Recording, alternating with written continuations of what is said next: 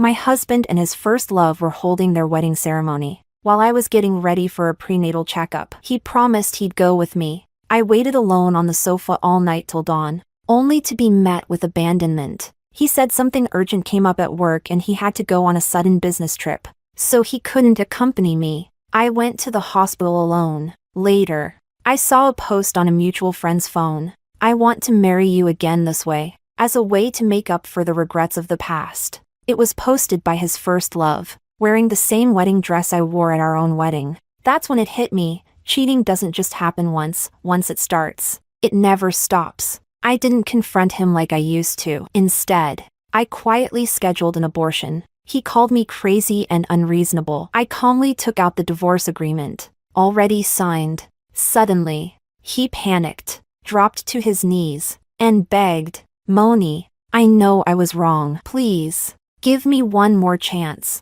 Chapter 1. The 18th was the day of my prenatal appointment. Leonardo finally unblocked me. He sent a message. "Wait for me at home. I'll go with you to the hospital." I glanced at it and set my phone aside. It was one of the rare times he messaged first, a way of apologizing. I guess. Ever since I got pregnant, I became very sensitive to smells. Leonardo had always been considerate. Until one evening, he came home with a strong perfume that didn't belong to me. I teased him, half laughing. "So which girl grabbed your hand today? You reek of perfume." But he reacted like I hit a nerve. He exploded, ignoring the fact that I was pregnant, and shouted, "Monica, can you stop being so sarcastic? I've worked all day. I'm exhausted. Can you stop acting crazy? Even if I'm your husband, don't I deserve personal space? Do I have to report every move to you? You're too controlling. I'm not your prisoner." He kept yelling like I'd done something unforgivable. He didn't even notice I had a smile on my face when I spoke. That smile slowly froze. He stormed past me and slammed the study door shut. From that day, things between us turned cold, like an invisible wall. Leonardo blocked me everywhere, even at home. He wouldn't speak. This silence lasted until the day before the checkup. If it had been the past, I'd probably be thrilled he reached out first. I would have thought, he still cares. But now, I felt nothing. I didn't even want to reply. Then his call came in. "Did you see my message? Why didn't you reply?" He sounded irritated. I used to respond instantly to any message from him.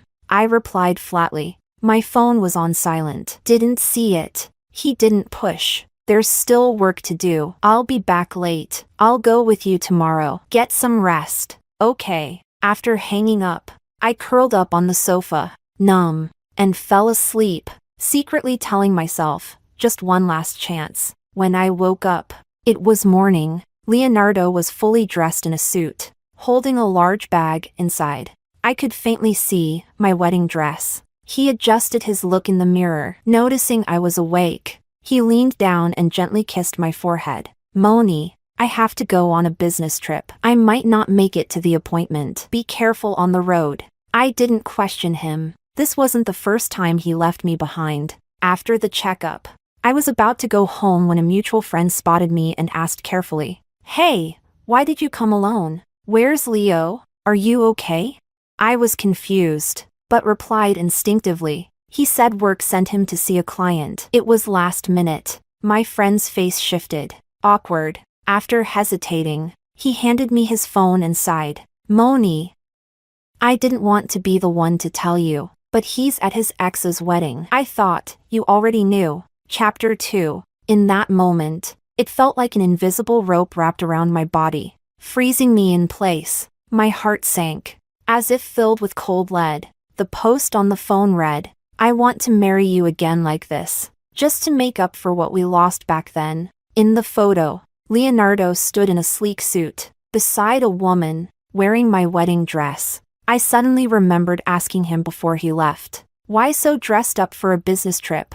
I haven't seen you wear a suit in ages." He smiled too brightly. "Company rules," he said. "And why are you taking my wedding dress?" I had just asked casually, but he brushed me off. Impatiently, "The brand liked the design and wants to replicate it. I'll explain later." He left in such a rush. He didn't even notice my hand reaching out to stop him. "Are you okay? Want me to drive you home?" My friend's voice brought me back. I forced a smile. It's nothing. I guess pregnancy's messed with my memory. I must have forgotten I knew. I wanted to keep what little dignity we had left. But once alone in the car, I lost it. I broke down and sobbed uncontrollably. The girl's name was April Lee, Leonardo's first love, his white moonlight. When did I first learn about her?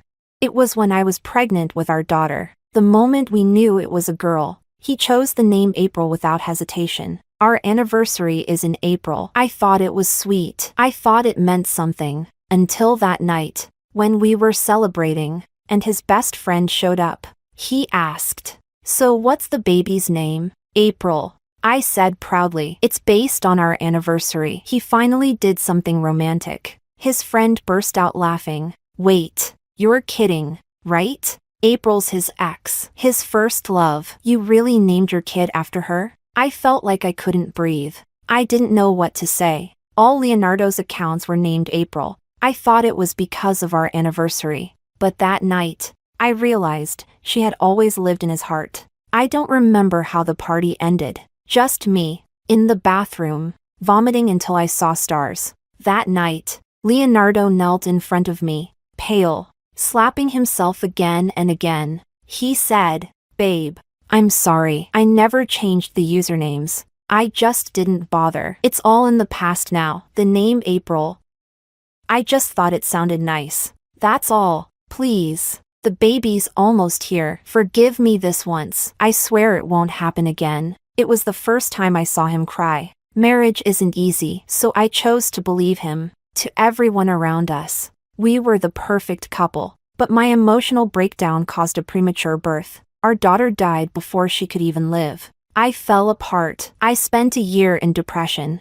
Leonardo stayed by my side. He cared for me, consoled me. I thought he changed. I thought maybe he did love me after all. But today, when I saw that awful photo, I finally understood. Cheating never happens once. It happens again and again. He never changed, and he never loved me. Maybe everything that happened was fate trying to warn me. If it was never mine to begin with, I shouldn't have begged to keep it. Chapter 3. I turned around and went straight back to the hospital. Without hesitation, I scheduled an abortion. The doctor tried hard to change my mind. "The baby's healthy. Are you sure you don't want to reconsider?" But what kind of future could a child have in a home like this? After the procedure, I stayed in the hospital for a week. During that time, Leonardo didn't send a single message. When I was discharged, I took the meds the hospital prescribed and went home. I curled up on the sofa, alone. After thinking it through, I sent a message to my former supervisor. "And yeah, sis, is that overseas project still open for applications?" She replied instantly, "You little brat. What's going on? Had a sudden awakening? But weren't you just pregnant? Are you sure your health can handle working abroad?" Before marrying Leonardo, I worked in scientific research. When I got pregnant, I resigned behind his back. He said electronic devices could harm the baby. It was Njia who trusted me and let me work remotely from home after learning the truth. I once argued with Leonardo about it. All I got was, "I'm doing this for you and the baby's health. Why do you have to work? That job of yours barely pays. You think I can't support you? Monica, do you look down on me? I can provide now. Why can't you just stay home? Why do you always want to go out and work?" Over the years, our company's overseas projects grew rapidly, and Jia had recommended me multiple times. But I had another pregnancy, and once again turned her down. Health issues was the excuse. But we both knew the truth. Leonardo didn't want to let me go, and I was stupid enough to believe I was choosing this life for my child. Now I finally understood. A woman should own her life. Giving up my future for a man was beyond foolish. Lately I feel like I don't even know who I am anymore. I want a different kind of life. And Jia didn't pry. She just sent a warm voice note. "Welcome back. Anytime." That's the Monica I know. The day Leonardo came home, I was packing, getting ready to go back to work. He acted like nothing had happened, walked over and hugged me from behind, resting his head on my belly. "Moni, how was the checkup? Is our baby healthy? I wasn't home these days, but did you listen to mommy?"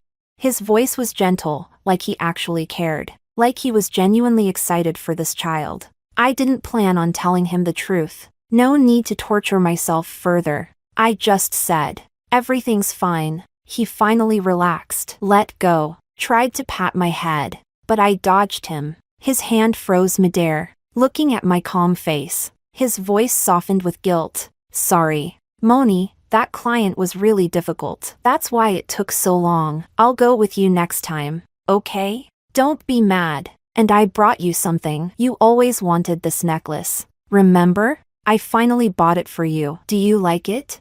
He opened a small box. Inside was the necklace. I stared at it but didn't reach out. I'd wanted that necklace for a long time. It was expensive, but looked just like the one my mom left me, the only thing she left me. I begged Leonardo to buy it. Again and again. All I got was his annoyed reply. "You never asked me for gifts before. Now you're so materialistic?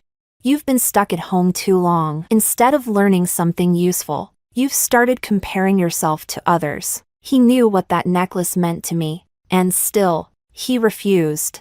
After that, I never asked him for anything again. If a friend hadn't sent me that screenshot in advance, I'd still be in the dark. That necklace wasn't for me. April Lee didn't like it, so he gave it to me, his backup bin. What's wrong? You don't like it? You used to beg me for it. Leonardo knew everything. He just never wanted to do anything for me. I didn't expose him, but I also didn't want to keep playing along. People change. I guess I don't like it anymore. I picked up my bag and walked out. That's when Leonardo panicked. He grabbed my arm. "Where are you going? Alone? I'll come with you. Are you mad?"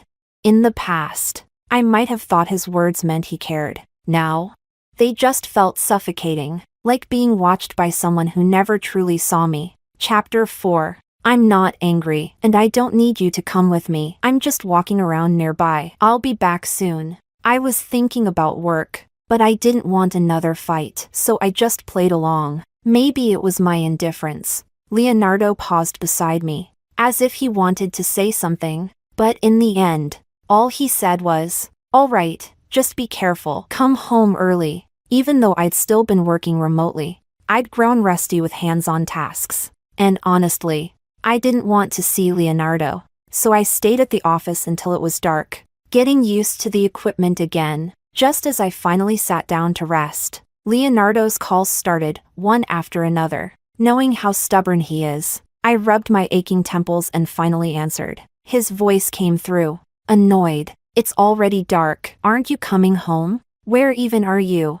Can't you stop throwing tantrums for once?" I almost laughed. His pregnant wife didn't come home, and he didn't even ask if I was okay, just accused me of being dramatic. I went out to clear my head. Is that a problem? Don't you have your own life to live? Why are you constantly hovering around me? He was speechless, but I could picture his twisted expression, even through the phone. Funny thing is, those were the exact same words he'd once thrown at me. Once the doubt is planted, it never goes away. Ever since I learned about his precious first love, I couldn't stop imagining things whenever he came home late. One time, I just asked a simple question. He snapped. "What's wrong with you now? Do you have trust issues or are you just starved for attention? Stop making problems every damn day. Don't you have a life of your own?"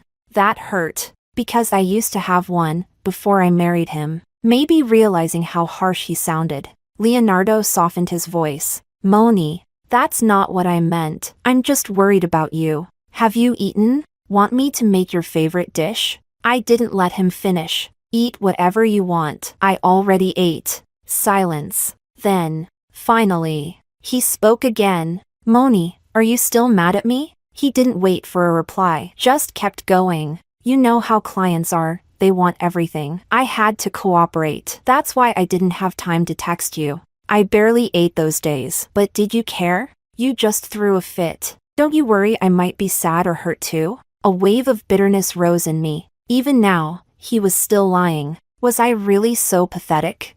The truth is, during the time he disappeared, he wasn't working. He was off traveling with his ex. They visited so many places he never once took me to. Whenever I mentioned going somewhere, he'd always find an excuse. What's so great about traveling? Can you stop copying what everyone else does? Seriously, stop bothering me. Not everyone's as idle as you are. But April's social media made it obvious. It was always Leonardo suggesting their trips. And now, all my years of devotion felt like a joke. The medicine, the abortion report, they were right there, in plain sight. If he cared even a little, he would have noticed. But he didn't. Because he didn't love me. Never did. My silence must have pushed him over the edge. He yelled, "Monica, I've been trying so hard to explain. What more do you want from me?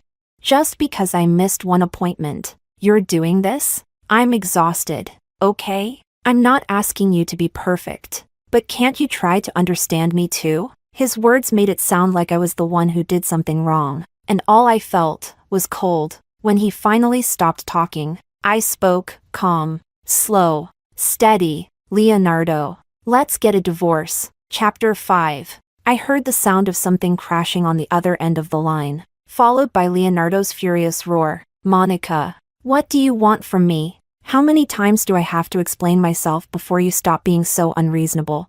Do I have to get on my knees for you to be satisfied? You're a mother now. Can you stop being so childish? That kid landing in your womb must be bad karma." Even through the phone, I could picture his twisted, enraged face. But he forgot one thing. The baby was my last line. I rested my trembling hand on my flat stomach, and for the first time, I felt relieved. I had made the right decision. Who knows what kind of control Leonardo would have exercised over our child. Before the call cut off, I heard one last thing. "You're unbelievable." I didn't have to guess. Leonardo had blocked me again. That was his usual move. The moment he felt slighted, he'd block me everywhere. And once his mood lifted, he'd unblock me, waiting for me to crawl back like a dog, tail wagging, begging to be let in, even though he was the one in the wrong.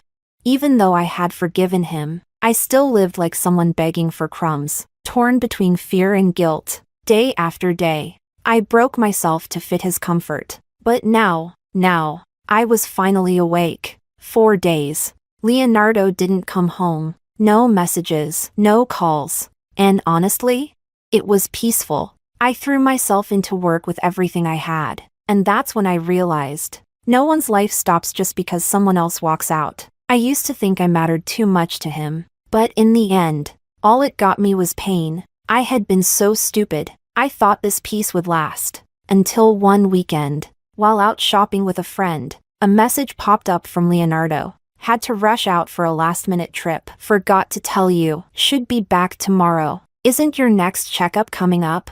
I'll go with you. Be good and wait for me." Leonardo's moods came and went like a storm. He thought if I stayed quiet, the problem was solved. But this time, he miscalculated. I just didn't care anymore. Knowing how pushy he could get, I sent a short, perfunctory reply. "Okay." Might as well use the chance to bring up divorce again. But as I put down my phone and looked up, I saw her, the woman who had haunted me like a shadow. April Lee. At first, I wasn't sure it was her. I'd only seen photos on someone else's phone, never met her in person. But then, she walked up to me, held out her hand with a smile and said, "You're Monica, right? Hi, I'm April. I think you know who I am." She was poised, elegant, like she was the one who belonged. Like I was the other woman. "I've been feeling down lately, so I decided to travel a bit." Leo said he had time and offered to come with me. Can you believe we ran into each other here?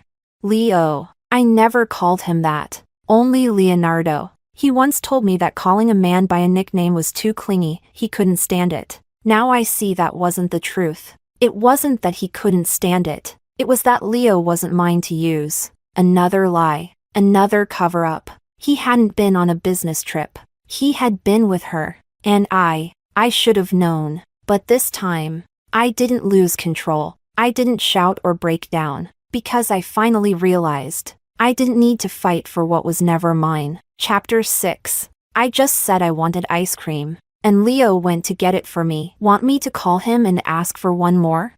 No need. I replied with a smile. The words had barely left my mouth when Leonardo walked right past me, hurrying toward April. He didn't even notice I was there. Where did you go all of a sudden? You don't know this place. What if something happened to you? Don't you know how worried I was?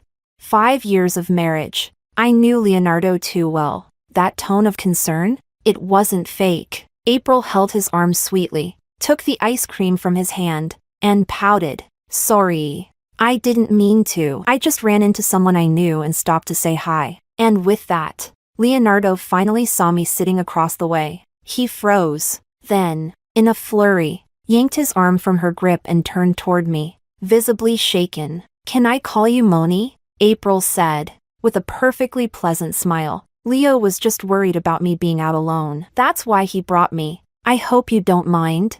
I said I didn't mind, but my eyes never left the ice cream in their hands. Something so ordinary, and yet I never had it. Every time I wanted some while we were out, Leonardo always had a reason to refuse. It's cold. It's junk. And it's bad for the baby. You're a mother now. Stop being selfish. But thinking about it now, we only live once. Why did I spend so long following someone else's rules?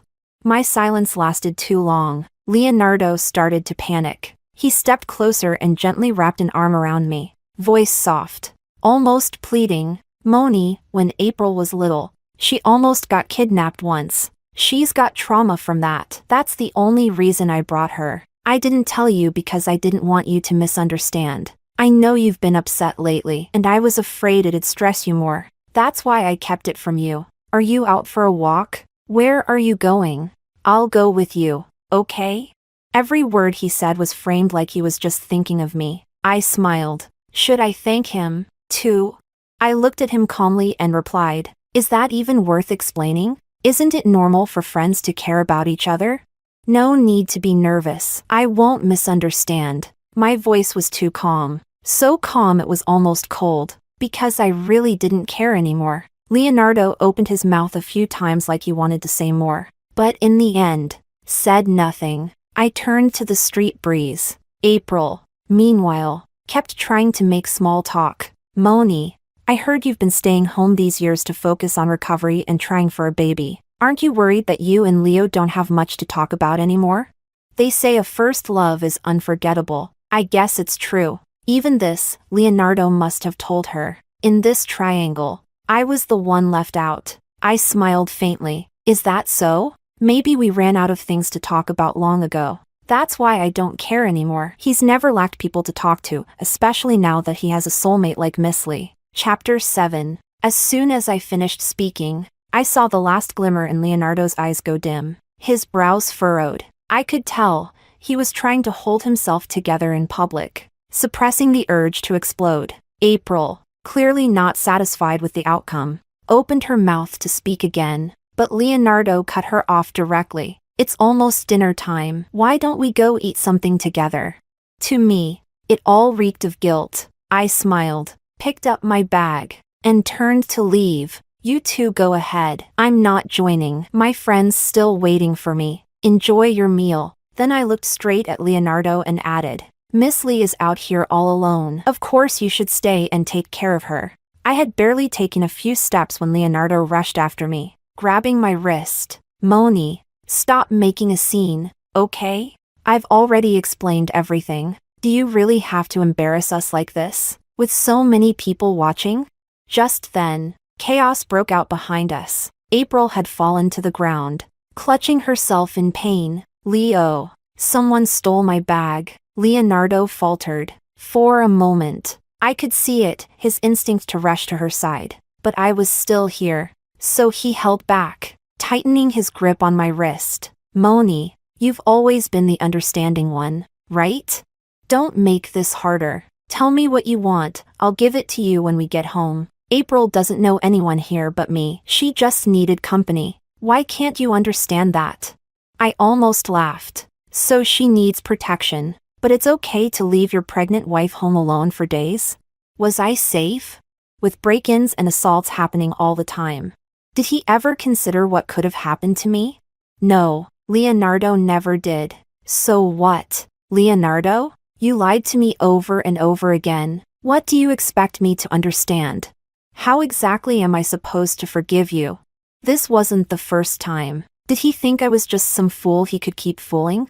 What a joke. My words shut him up completely. April's cries behind us only twisted the knife deeper into him. I'd look like the unreasonable one if I stayed any longer. Without another word, I yanked my arm free and walked away without looking back. But Leonardo suddenly ran up, pulled me into his arms, and planted a kiss at the corner of my lips. I'm sorry, Moni. Please forgive me, just this once. Then he turned and rushed to April, helping her up and hurrying to the hospital. I stood still, watching them disappear into the distance, and that was the moment my heart truly went cold. When I got home, I sat silently in the living room. It wasn't until midnight that I heard the front door open. Leonardo stepped in, guilt written all over his face. Moni, you're still up?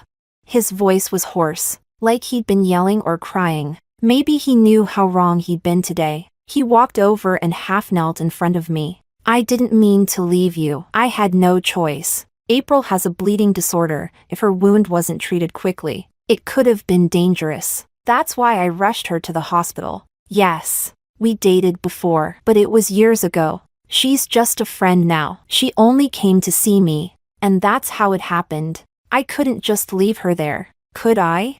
It all sounded reasonable, but my heart still ached. They dated for 1 year. It ended long ago, and yet Leonardo still remembered every little detail about her. Meanwhile, I've been his wife for 5 years, and he couldn't even remember the most basic things about me. I remember clearly. Once, my migraine flared up again. We were out of meds. I asked Leonardo to go to the pharmacy downstairs. Instead, he shouted at me, face buried in his phone. Can't you take care of this yourself? Do you always have to rely on someone else? After begging, he finally went, but he came back with the wrong medicine. How should I know what you take? I'm not the one sick. If you didn't explain it clearly, that's on you. That bottle has sat on my nightstand for 5 years. If Leonardo had even once cared about me, he'd know. Chapter 8. I stayed silent. Leonardo's patience began to wear thin. He stood up and stared at me, not saying a word. But I had no interest in dragging this out any longer. I turned and went to the study. When I returned, I handed him the signed divorce papers and a pen. Sign it. There's no point in dragging this out any further. My voice was calm, emotionless, because I was afraid he still thought I was just throwing a tantrum. Leonardo barely glanced at the papers before tossing them aside. April and I are just friends. That's all. Why are you blowing such a small thing out of proportion? Don't you have friends too? Why are you taking it this far? You know what? You're exhausting. Always so aggressive. It's draining. And that's when I truly didn't understand him anymore. If he was tired, hadn't I already let go? Why hold on like this? Even if you insist on this divorce, what about the child? What about them? You came from a broken home. You told me you'd give your child a complete family. Are you keeping that promise now? Monica, how can you be so hypocritical?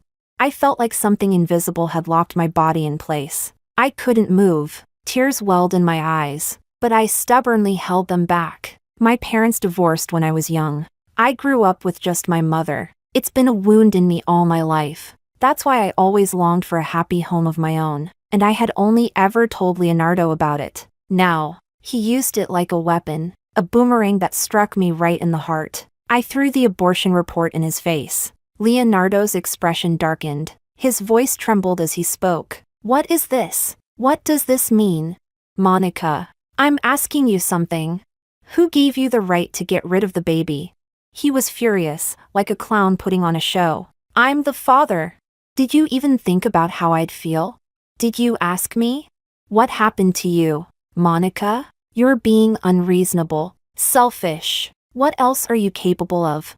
I let him finish. Then I said, quietly, Leonardo, you cheated. Why shouldn't I end the pregnancy? You don't care about this family. Why should I pretend to? At the word cheated, his expression faltered, but only for a second. Then he yelled again, cheated? Monica, do you have proof? Don't blame me for your decisions. I couldn't help it. I laughed. I must have been blind to treat this man like he was something precious. I pulled out my phone and showed him the screenshots my friend had sent me. I didn't want this to get ugly, but it looks like I have no choice now. Leonardo, is cheating only about sex to you? On the day of my checkup, you wore a suit and took my wedding dress to your ex's wedding. You took photos together. You traveled together. Did you once remember that you had a wife? A child? You didn't. You're the one who promised on your knees that you'd never contact her again. Did you forget that? What were you thinking each time you lied to my face? Each time I stayed quiet, did you think I was easy to fool? I'm a human being, Leonardo. I bleed too. Why should I be the only one destroyed in this relationship? With each sentence, his face paled more and more, until finally, he collapsed onto the floor, completely drained. I'm really done. I won't keep playing this game with you. Chapter 9. Leonardo still refused to agree to the divorce. He hid at the company and didn't come home at all, as if running away would make this all disappear. I didn't bother chasing after him. I was focused on my work. The overseas project was finally stabilizing, and Jia told me that soon I'd be able to relocate. Out of sight, out of mind. Perfect. That day, I went to work as usual. Near the end of the day, my phone began blowing up with messages from Leonardo. I was annoyed, so I silenced the phone and tossed it aside. It wasn't until night, after everything was done, that I checked again. A flood of missed calls and messages. Moni, where are you? I just got home and you're not here. You're not answering my calls. Moni, please reply. Don't make me worry about you. Monica, how many days has it been? Isn't this enough? I've already done everything I could. What else do you want? I had no intention of replying, but just as I was packing up to leave, his call came in again. I meant to hang up, but my finger slipped, and I accidentally answered. Moni, you finally picked up. Where are you right now? Why weren't you home? His anxious tone caught me off guard. I had never heard him sound like that before. That used to be my role. Just out shopping. Why? Something wrong? I never told him I was working again. Especially now, no reason to. As I walked toward the building exit, there was a pause on the other end of the line. Then he spoke, his voice low and hurt. Moni, you're lying. I looked up and saw him standing right outside the company building. The call ended. He rushed over and pulled me into a hug. When did you start working again? Why didn't you tell me? Funny, I used to crave this kind of closeness. Now, I felt nothing but disgust. I broke free from his arms and took a step back. I wanted a new life, and since we're getting divorced, I didn't see the need to tell you. But he frowned and said coldly, I didn't agree to the divorce. Don't say that again. I came here today to take you home. You can do whatever you want now. I won't control you anymore. I've thought things through about the baby, too. We're still young, we'll have kids in the future. And I've already told April I won't contact her alone anymore. He looked at me expectantly, like a child showing off a good deed and waiting for praise. But I just stared back at him, expressionless. I'd heard all of this before, too many times. I'm not stupid enough to fall for it again. Some lies can fool others, but they'll never fool the one living through it. He noticed I wasn't speaking and tried to say more, but just then, his phone rang. He glanced at the caller ID and quickly shoved it back in his pocket. Flustered. His acting was pitiful. I didn't even need to guess who it was. Not answering? What if it's something important? I asked casually, but Leonardo's face turned even more panicked. Moni, don't say things like that. You're my wife. Whatever happens with anyone else has nothing to do with me. Chapter 10. Leonardo said one thing, but as soon as the phone in his pocket went silent, he kept pulling it out, again and again. Moni, watching him so visibly distracted, I found it almost funny. If you're really that worried, just go. Why hesitate? His expression twisted with guilt, but it didn't take long for him to make his decision. I'm sorry, Moni. I'll be back soon. I promise. Whether he came back or not, it didn't matter anymore. I should have let go the first time he left me behind, while he was off playing caretaker at the hospital. My phone buzzed nonstop with his messages. I ignored every single one. He said he'd be back soon, but he showed up a whole week later. When he returned, I was packing, and Gia had confirmed my departure date. I was heading abroad. Moni, where are you going? Leonardo stood there, eyes dark and ringed with exhaustion. Clearly, he'd been losing sleep, must have taken good care of someone. I didn't bother hiding anymore. Overseas. New project. It's been decided. He froze. I knew what he wanted to ask. Why hadn't I told him? Did I still have any feelings for him? But I didn't give him the chance. Leonardo, I've thought about everything. It's not that I never gave you a chance, but chances are for people who are ready to take them. Your heart hasn't been with me for a long time. No matter how much I do, it's useless. So why not let go and give each other peace? I admit, during the year I was depressed. You stayed by my side, and if it weren't for you, I might not have recovered so soon. But like you once told me, people change, and I don't see the version of you I once loved anymore. Being with you now is exhausting. Every day reminds me of the children we lost. You weren't wrong, and neither was I. What was wrong was us. We should have never started this. Some love is just a mistake, and mistakes have no happy ending. This constant, painful entanglement will only destroy the last good memories we had. I know you don't want that. Neither do I. So let's stop here. I said every word calmly, because I'd thought it through. At first, he didn't agree. He smashed things in the house, but when he saw how unmoved I was, he realized it. I no longer loved him, no matter what he did. I would never waver again. Before I left the country, Leonardo finally signed the divorce papers. On the day of my flight, he came to the airport, eyes red. He looked at me and asked, "How long will you be gone?" "Not sure. 3 years, maybe 5. I'll wait for you. Moni, I'll wait." I didn't answer, just looked him in the eyes and said, "Leonardo, you'll live just fine without me. People move on. That's what you told me once. Remember?" I watched the last glint in his eyes fade, then turned and boarded the plane without looking back.